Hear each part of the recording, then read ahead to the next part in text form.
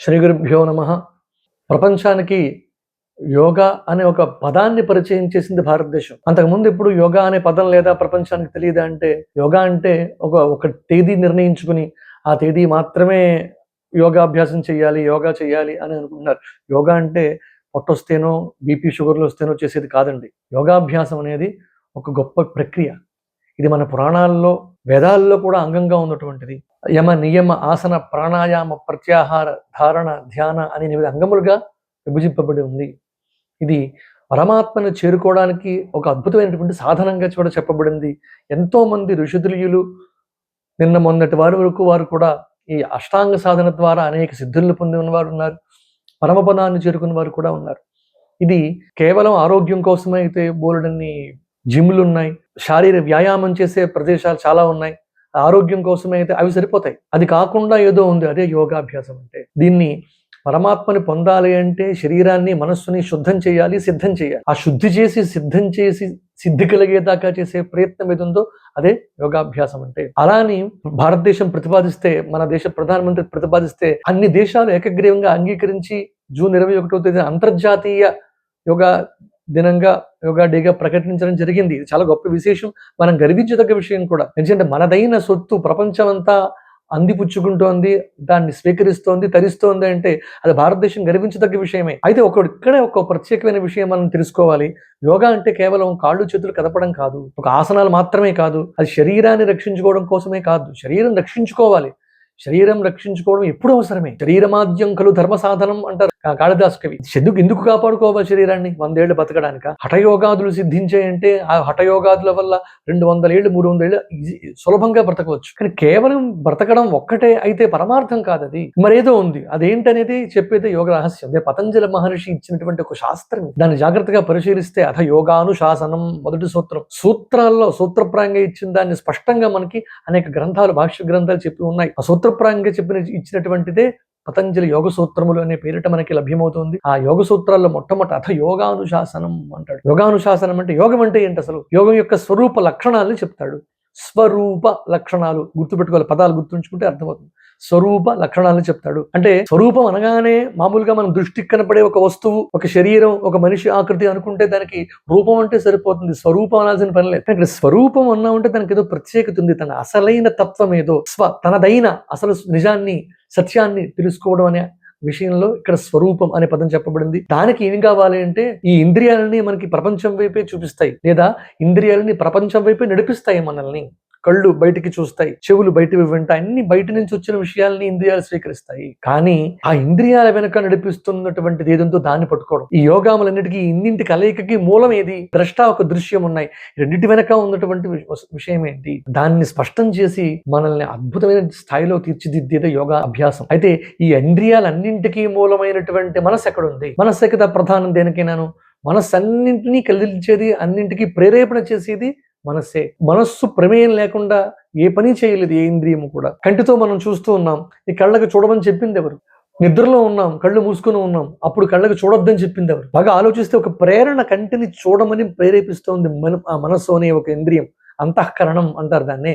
ఆ మనస్సు, బుద్ధి, అహంకారం, చిత్తం, అంతఃకరణ చతుష్టయం. ఈ మనస్సు అనేది చాలా మూలం. ఆ మనస్సును జయించడం ఎలాగా అనే దాని మీద ప్రతిపాదింపబడిన శాస్త్రమే యోగశాస్త్రం. యోగశాస్త్రం అందుకు ఆవిర్భవించింది.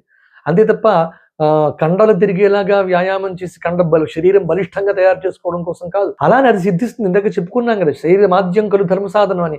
ధర్మ సాధనం చేయాలన్నా, యోగాభ్యాసం చేయాలన్నా, ప్రాణాయామం చేయాలన్నా, ఆఖరికి నిత్య పూజ చేసుకోవాలన్నా, ఉపచారం చేయాలన్నా, ఉపవాసం చేయాలన్నా శరీరమే కదా కారణం. శరీరం ఎలా కాపాడుకోవాలి అనే దానికి ఒక శాస్త్రం అంటూ ఉంది అంటే మన ధర్మం ఎంత గొప్పదండి. ఆలోచిస్తే అర్థమవుతుంది. కాదండి కాళ్ళు చేతులు కదిపి ఏడాదికి ఒకసారి కూర్చుంటామంటే అది యోగా డేగానే ఉంటుంది తప్ప యోగాభ్యాసకుడు కాలేడు జీవితంలో. యోగాభ్యాసకుడు కావాలంటే నిత్యం అనుష్ఠానం చేయాలి, నిత్యం అనుష్ఠించాలి. పైగా ఈయనకి అంగాలు ఉన్నాయి దీంట్లో. అక్కడ దాకా రావాలి అంటే, ప్రాణాయామం దాకా రావాలి అంటేనే ముందు యమనియమాసనాలు సిద్ధించాలి. ఆ ఒక్కొక్క యమం ఇంద్రియ నిగ్రహం కావాలి మొట్టమొదటి. నియమము, మా సత్యం మాట్లాడడం, ఈ అంతఃశుద్ధి లేకుండా ఈ తర్వాత ఏమేమి సిద్ధించవు. అందుచేత ఆ మనస్సును నియంత్రించడం ఎలా అనే దాని మీద ప్రారంభమై ఎంతో విస్తారమైన శాస్త్రం ఇది. చాలా విశేషాలు ఉన్నాయి దీంట్లో. ఒక్కొక్క సూత్రం ఒక జీవితం పడుతుంది, అంత సాధన చేయొచ్చు, జీవితం అంతా సాధన చేసుకోవచ్చు సూత్రాలన్నీ పట్టుకుని. అందుకని యోగానుశాసనం అని ప్రారంభించి యోగ చిత్తవృత్తి నిరోధ అంటాడు రెండో సూత్రంలో. చిత్తవృత్తి నిరోధ. ఆలోచించండి, చిత్తవృత్తుల్ని మీ కాన్సన్ట్రేషన్ తో కానీ మీ కాన్షియస్నెస్ తో కానీ ఉండగా మీ చిత్తవృత్తులను ఆపగలరేమో ప్రయత్నం చూడండి. ఏమీ లేకుండా మనస్సు నిర్మలంగా నిశ్చలంగా ఉంచగల ప్రయత్నం చేయండి. అది ఎంత కష్టం అవుతుందో. ఆ మాట అనుకోకుండా ఉంటే బాగా ఉంటుందేమో తప్ప, ఉంచుదాం అనుకున్నాక మరింత పరిగెడుతుంది కళ్ళు తాగిన కోతిలాగా మనసు. నియంత్రిద్దాం అనుకునే కొద్దీ అది ఇంకా విజృంభిస్తుంది. దాన్ని ఎలా అరికట్టాలి అంటే, ఇంద్రియాలని బహిర్ముఖత్వం నుంచి అంతర్ముఖత్వం ఎలా తీసుకురావాలి, దానికి మనస్సుకి ఏం చెప్పాలి, ఎలా నచ్చ చెప్పాలి అనే విషయాలన్నీ కూడా చాలా స్పష్టంగా యోగశాస్త్రంలో చెప్పబడితే సాధన ద్వారా తెలుసుకోవాలి. అవి అంతా థియరిటికల్ గా ఉండదు. ఇచ్చినంత మాత్రం, పుస్తకం చదివినంత మాత్రం చేతి సిద్ధించదు. అవి సాధన చేయాలి. యోగాభ్యాసం అంటే సామాన్యమైన విషయం కాదు.